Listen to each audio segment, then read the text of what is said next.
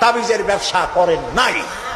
ঝাড়ফুঁক করেছেন, ঝাড়ফুঁক করা জায়েজ আছে, রাসূলুল্লাহ করেছেন, সাহাবায়ে কেরাম করেছেন।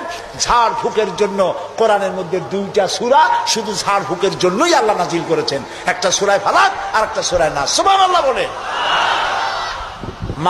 মানুষের ক্ষতি করতে পারে, জাদু টোনা করতে পারে, সেজন্য রাসূলুল্লাহ বলেছেন, লক্ষ্য করেন হাদিস, সূরায়ে ফালাক সূরায়ে নাস 3 বার পড়বে ফজরের পরে, 3 বার পড়বে রাতে শোয়ার সময়, পড়িয়া হাতের মধ্যে ফু দিয়া এই হাত দুটো মাথা থেকে শুরু করে শরীরের মধ্যে ডলে দিবে। রাসূলুল্লাহ নিজে এটা করতেন। আল্লাহ রাসূল বলেছেন, এই আমল যে করবে, দুষ্ট জিন, দুষ্ট শয়তান, দুষ্ট মানুষের অনিষ্টতা থেকে আল্লাহ তাকে হেফাজত করবেন।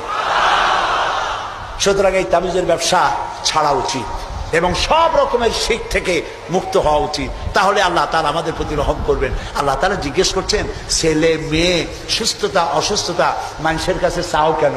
আলাইসাল্লাহু বিকাফিন আবদা। আবার শোনেন, কে বলতেছেন কথা?